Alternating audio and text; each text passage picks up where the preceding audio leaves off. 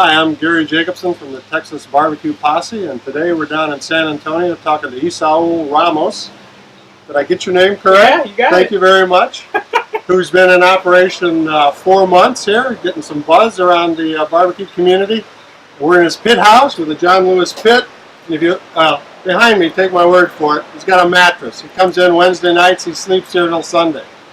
Hard at work. Yeah. So what's the barbecue life like here? In San Antonio, in or San here in this Antonio. little shack of ours? In San Antonio, it's good. It's taken San Antonio a minute to understand how our barbecue works, I guess. Here in San Antonio, you're able to just have barbecue at whatever time you want, and just kind of go in at whatever, whenever it is, and they're gonna have barbecue. And here, it's a little different. We cook to capacity, and it's long hours and stuff, so we just cook until we sell out. And I mean, there's always a line. It's nothing major, nothing huge, but thankfully we've been running out every day. And sometimes people will come and they just don't, they can't grasp the fact that we're out of food and stuff. But now you learned from John Lewis. What made you want to get into your own joint? Well, when I was a kid, I fell in love with barbecuing, and me and my business partner Joe, we're old high school buddies and stuff, and then his dad had a big smoker, and we would spend hours and hours and weekends and hundreds and eventually a couple of thousands of dollars on burning meat and just terrible stuff. But we slowly learned, and we just fell in love with it, and I fell in love with it a lot more. Joe landed a really good job at the time, so he was stable and he was good, and then I decided I wanted to pursue it more. I went to Austin. By that time, I had talked to John Lewis every now and then whenever I would go. It was one of my favorite places, and I went out on a limb and I asked him if they were hiring, and he said no. And then like a week or two later, I believe he called me and he was like, "Hey, are you still interested? Like, I have a cook position and stuff." And I just jumped on it. I commuted back and forth for a whole year, and then my last year there, I rented a house, which was actually John's house. So we were kind of rooming with one another, but he was always gone to Charleston and stuff like that. And then I lived there for another year, and then I left, called up Joe, and I was like, "Hey, man, let's..." Well, commuting back and forth for years, you got it easy sleeping here in the... Yeah, absolutely. Yeah, this is nothing, you know. So has running your own joint turned out like you thought it would? Have there been any surprises, pleasant or otherwise? There's surprises every day. Every day. There's good surprises, there's bad surprises.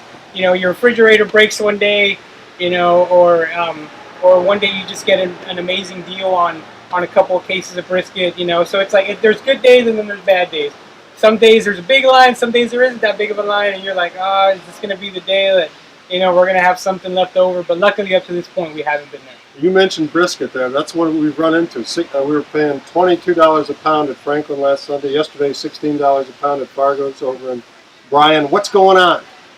Brisket prices are going up. I mean, a lot of times what people don't understand, like we're at $20 a pound, and it's like me and Joe talking. I'm like, it's not that we want to charge $20 a pound, but when you break everything down, when you have a 14-pound brisket and you trim it and you cook it, and the yield isn't that great on it, and you end up with this 5, 6, 7-pound brisket, like that's a huge loss. You're paying anywhere from $3 to $4. Sometimes some people pay $5, maybe more, per pound.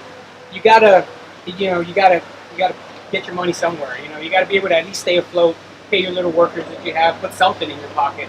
You mentioned some surprises getting into the business for yourself. Can you imagine doing anything else? No. At this stage in your life? No. How long are you going to do this? For as long as I can. As long as you can. For as long as I can. Do you have a favorite dish here? I mean, what should I get when I go in there and buy this? Our sausage and our tacos. So we make our sausage in house, and it's I have two different kinds. So I have an all beef. It's just a little mild. It's nice and simple. And then I have an all pork, and it's got serrano peppers and Oaxaca cheese, and it's got like cilantros, and it's got like a lot of like southern spices and stuff like that, which I really love. Like I really I'm proud of that sausage. So we've had an explosion of popularity in Texas barbecue over the last several years. Right. Yeah. Certainly, you've worked with one of the main people there, John Lewis. Do you see this continuing for a while? I I see it. I mean, it's Texas, right? So barbecue's never going to leave. Like barbecue's never going to go away. But I feel that you know the long lines, the popularity that it is. I think eventually it might get slower, you know, and kind of not wither away, but just you know not be as big as it is right now. Yeah, definitely, I see that happening. But as far as barbecue in general, no. And like that's what I would want to be. I don't want to be known for long lines. You know, I just want to be a staple in this city, and you know, just cook good barbecue and you know, be happy, make people happy. That's it. We need to let you get back to work, so I want to wrap it up. But was there something I wasn't smart enough to ask you about that's really important? If you were to interview yourself, what would be the first question? Don't get into barbecue unless you really, really love it. That's a great answer. All right. Gary Jacobson, Esaul Ramos, 2M Barbecue. All for now.